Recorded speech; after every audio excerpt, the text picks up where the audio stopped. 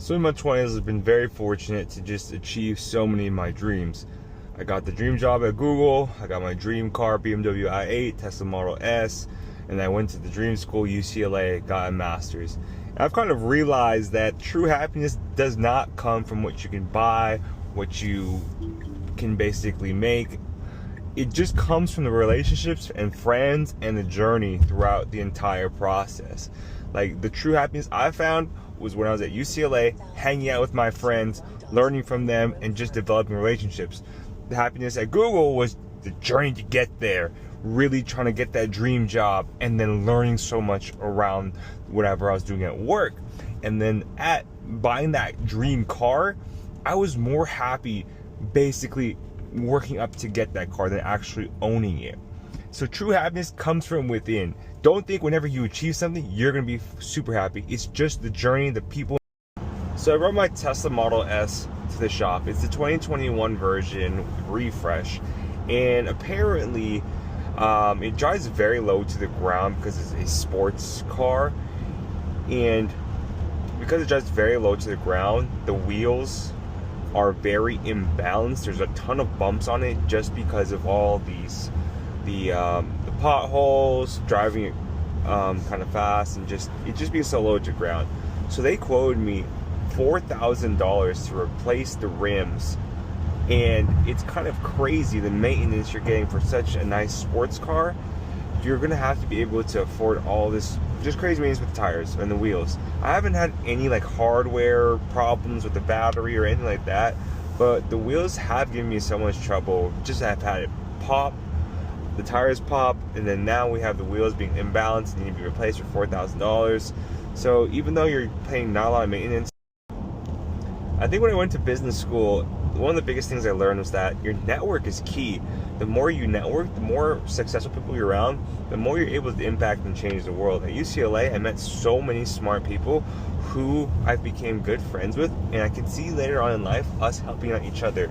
Also, working at big companies like Google, Meta, I've met so many successful people in the Valley that one day when they do start a company, or if they do need a new person to work with them, I'll have that connections.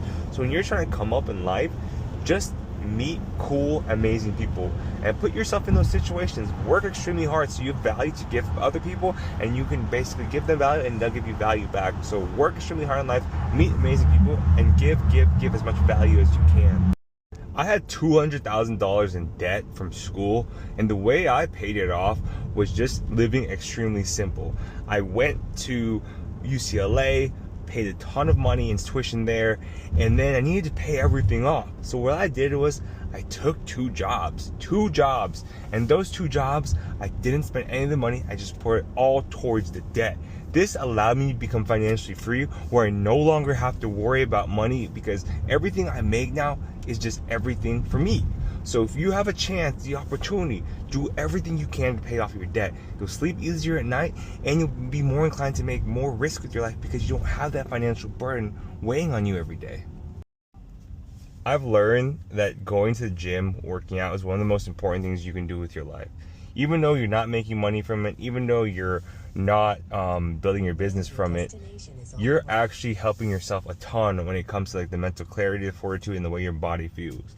You give yourself good health, you give yourself a clear mind, and you feel amazing. In my opinion, health is wealth, so take care of your body. You have one body, and do the best you can to treat yourself right. Don't take anything for granted. Go to the gym, take care of yourself, work out, do what you gotta do. One of the things I learned in the Bay Area is that it's extremely expensive. I understand why people move to Texas now or Nevada.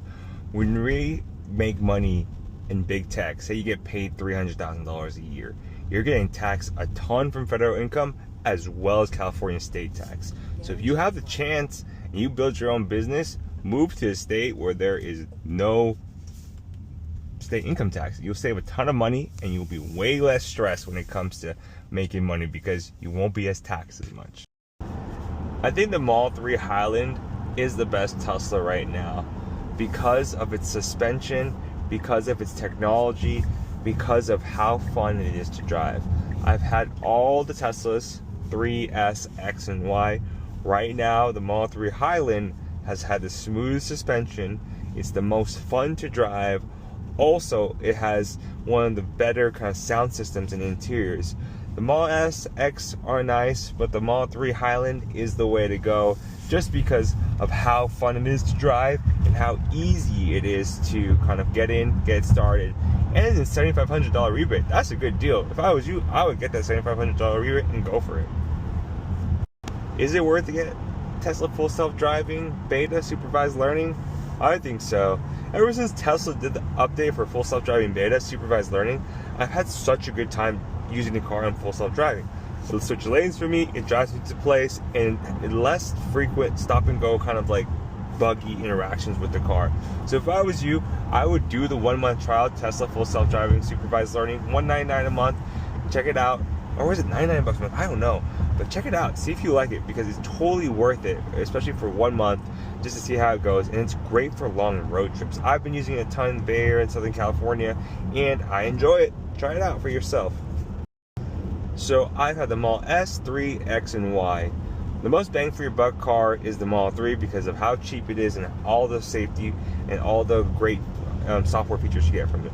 The other car that if you need the bang for buck is the Model Y, because it has great space and it's not that expensive, and you get a $7,500 rebate. The third one would be the Model S. The Model S has the most range if you're doing a ton of travel, but the maintenance is kind of horrible and very expensive insurance. Model X is great if you have a big family and you want a lot of space in your car and you want a Tesla. Go for the X. But if I do everything again, I'd probably buy a Model Y and just stick with that forever. Supercharging your Tesla is extremely expensive when you go during peak hours. My recommendation is to never go during peak hours. So as you can see here, 52 cents per kilowatt hour, because it is at a peak hour.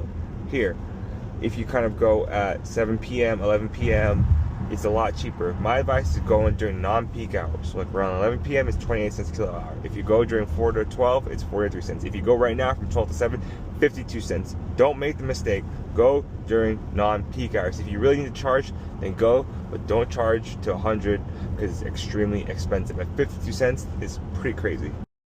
Ever since I started making Tesla content, I've kind of got really into making YouTube videos. But when it comes to that, whenever you drive an EV, you get a lot of hate for driving an EV or Tesla because there's no soul to the car, it has no engine, and it's just kind of fascinating that it just kind of comes with the territory. But overall, Tesla has been my favorite car to drive so far. I've had a lot of gas cars, and moving on to Tesla, just the software, autopilot has been the best thing for me when it comes to driving. No more stop and go that's causing me headache and driver fatigue. So I don't regret making content about Tesla because it's honestly made my life so much easier, and it's been a very fun car to drive. If you're gonna buy a Tesla, I think you should just get a used Tesla, a used 2021, 2020 Tesla Model 3 for 18, 20 grand. It's essentially one of the better kind of cars because Tesla has so much data on the Model 3, and you won't be spending an arm and a leg on a brand new Tesla that will honestly just depreciate like crazy.